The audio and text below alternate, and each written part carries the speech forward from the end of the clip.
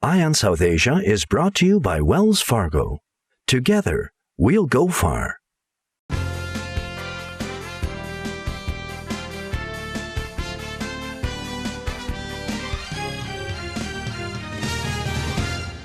Welcome back to Eye on South Asia.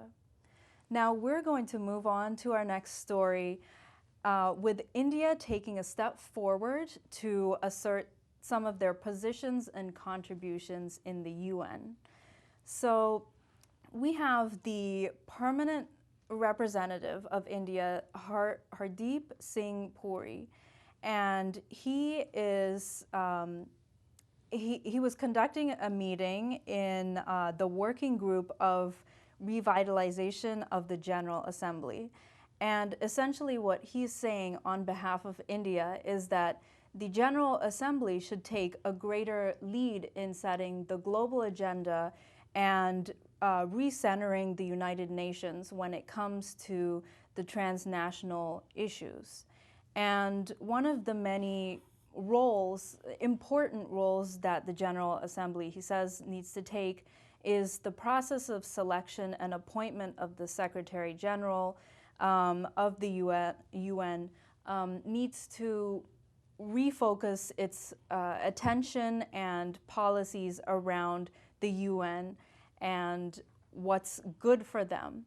So can you elaborate more on this and essentially how the General Assembly, making them front center and lead in the UN, is going to benefit this organization? I've been covering UN for about 10 years now.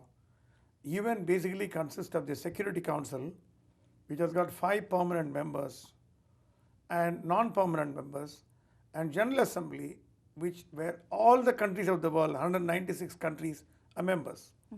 Democratically, if you see, the General Assembly should have more voice because it represents the world, it represents the globe. Every country has got a permanent representative like India to explain the country's stand on various issues. But more often than not, things are decided at the Security Council level. Security Council is not for the day-to-day administration. It's only on a major international crisis. When there's a huge crisis going on anywhere in the world, that's where Security Council chips in. But unfortunately, now even the minor things are being dealt at Security Council level are not taken to General Assembly. Because General Assembly doesn't meet every month. It meets only from September, August till November, so 3 months. But then most of the time, the important decisions are taken beyond the purview of the General Assembly and done at the Security Council. India is a non-permanent member of the Security Council, but our voice was a very clear voice. Ambassador Hardeep Puri is one of the best ambassadors we ever had in the UN, and he explains India's stance beautifully and is able to get along with everybody, including the permanent members of the UN. At the same time, it's not the fault of the ambassador, it's fault of the system. The Security Council cannot decide who should be the Secretary General. It should be the General Assembly. But unfortunately, the big brothers like China, Russia, US, France, Germany, they decide who should be there, and they call shots. If you see literally what's going on in the UN, big players are the one who decides the way in which the UN should go, and India is among the country which say countries like Brazil, Argentina, Colombo, Sri Lanka, India should have a bigger role and play in deciding the future of the UN. So they want, a more structured process and something that's more representative and essentially more democratic. Yes, because that's why India calls for the reorganization of Security Council. Because this Security Council was formed 60 years ago. Yeah. Now the world has totally changed. At the time, India was not a superpower. India was nowhere near even in the middle class economy. Now it's booming. Now with countries like India, Brazil, South America, there are a lot of countries could come into the council, because right now the Security Council doesn't represent the world. Except China, there's nobody from Asia. Asia is a huge continent. So you need somebody else, and South Africa. Some of the countries should be there, South America. That's what they were insisting upon, is equal representation to the regional balance of the world, so that the voice of the people is represented at the highest level. Right. And on that note, Hardeep Singh Puri also, on behalf of India, gave a contribution of $4.7 million to the UN Democracy Fund. And this fund was initiated as a result of a partnership between India and the US. And they do several projects under the UNDEF. Can you explain a little more about what they do? Yeah, India is one of the prime movers of the democratic projects of the UN, because India believes that the UN should have equal representation and internal democracy. Because when UN points out the mistake of a country, a rogue nation or erring nation, a country which goes wrong, UN should not be blamed for its own activity. And one of the things what India is doing in the UN is to bring about democracy. It's one of the reasons why we even have a non-violence day on October 2nd, celebrated in the UN for the past couple of years, thanks to India. Mahatma Gandhi's birthday is being celebrated at the UN in a global level, because India believes that non-violent is the best policy to be adopted at the UN. Even during the deliberations, India always put forward, many countries would say, I've been watching, oh, just take a war, go and hit them. India will say, no, don't do it. There's always a negotiation table, discuss with them. Even in terms of in the Middle East crisis, India's voice always been reconciliation, talk to them and find a middle way, middle of the road path to avoid confrontation. Whether it's Syria, Israel, or Middle East, or any other countries, Syria, whatever happening, and India's voice in Syria may not reflect the Security Council voice, but they want to prove that there should be an equal representation. And India feel the people should not suffer because of the war between the militia and the government. They're fighting a civil war is going on, as you are aware. So India's voice, democracy, is being heard louder, and there are a lot of other countries that supports India too in its quest towards democracy and also bringing about democratic principles within the UN system.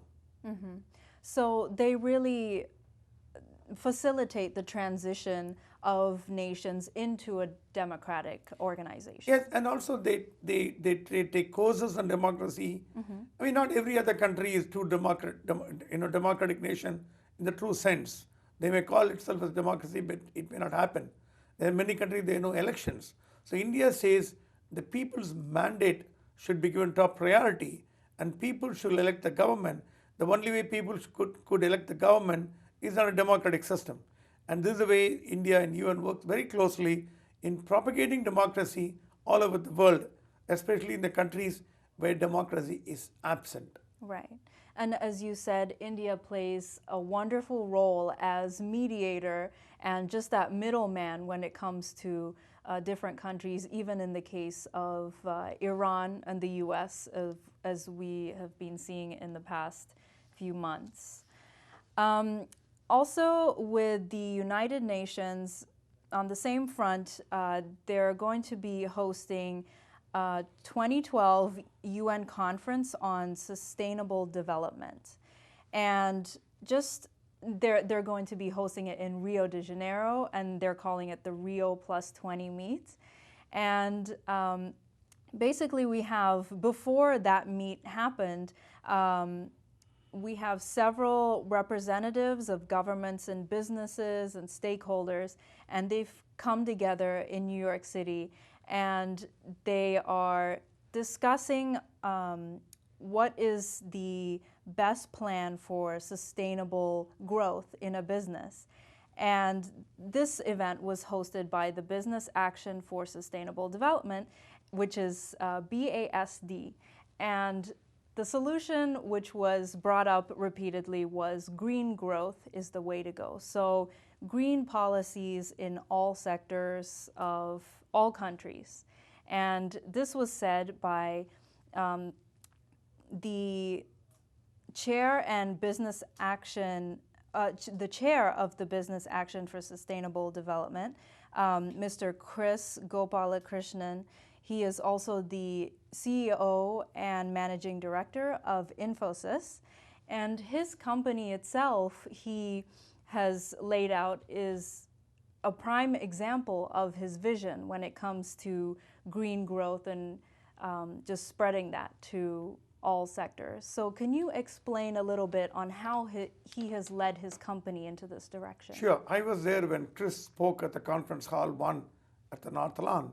I was very proud to see an Indian heading a business division of Rio Plus 20 and his plans of explaining to the people about sustainable development. See, Infosys has set an example by action in this particular project. It has completely cut down the power consumption in India by using a technology and also voluntarily submitting the power saving technologies in the various groups and also promoting green energy. And Chris explained how we could set an example to the world by behaving in a more responsible manner, and that was very well welcomed by the leaders of business community gathered in the UN from about 100 countries of the world. And it's good that because he came under the influence of Mr. Narayan Murthy of Infosys, who led a very simple life. Even as a chairman of the company, he was living in a 2-bedroom apartment in Bangalore, and he drove the car himself. Though it's a multi-billion-dollar company, Infosys is a brand name in India. And Chris took over from Narayan Murthy, following the same principles. He's a very simple man, very humble man, but a great knowledgeable man in the IT industry. And he now says time has come for India to lead the world in business development and sustainable development. And they're willing to offer, it's no more like Indian companies sitting in India making money, paying taxes. They're going beyond the shores of India, taking part in the Global Development Conference, contributing their knowledge, skills, manpower, and also resources. I know Infosys played a lot of big time in financial activity of the conference, and they're donating money and taking part in UN. And Mr. Chris is one of the very few Indian leaders, the captains of industry, who are volunteered to train people and work with them to take this plan at the next level. Right. And just like we said, his company itself is a great example for all these countries to see and emulate those same kinds of policies. So before we move to our break, we're just going to touch on the Rajat Gupta story. And basically before we have his criminal trial on May 21st, this is for alleged securities fraud and conspiracy. There are pretrial motions that have come about in the last month. And basically, the district court judge has ruled in favor of the prosecution, saying that the government can use wiretapped evidence containing the conversations between Gupta and convicted former hedge fund manager Raj Ratnam. So just a quick comment on that. Do you have anything this is to actually the New York District Attorney, the powerful and the most influential Attorney General, or Preet Bharara, has been following this case ever since it unfolded. The only thing is now the government says to stop a wrongdoing, we need to indulge in wiretapping. Otherwise, the government would never know who's doing wrong, who's doing right. That doesn't mean that the good guys are going to be punished. In this particular case, government has evidence about Rajaratnam, who was ruling the Wall Street with a little finger, literally calling the shots. Now the government has proved that he's a convict, he made a mistake, he's a criminal. Now they're trying to find out who are the other accomplices. And one of the accomplices is Rajat Gupta. Unfortunately, he also from India. He was in a very top position in the various companies. But now we have to wait and see where this case is going towards, where the prosecution has become very strong. They have evidence about what's going on and what went wrong and how to prevent it. But again, it is very curiously, it's, though people say like Preet Bharara is an Indian, Rajat Gupta is an Indian, Rajaratnam is Indian origin, Right. but there's nothing to do with nationality. There's something to do with how to stop a crime, particularly in Wall Street. Exactly. All right, well, we'll see how that trial unfolds when it does actually start. And we're going to take another short break. We'll have a lot more interesting stories on Eye on South Asia.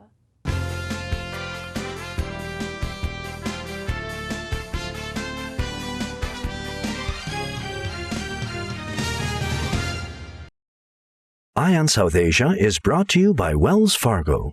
Together, we'll go far.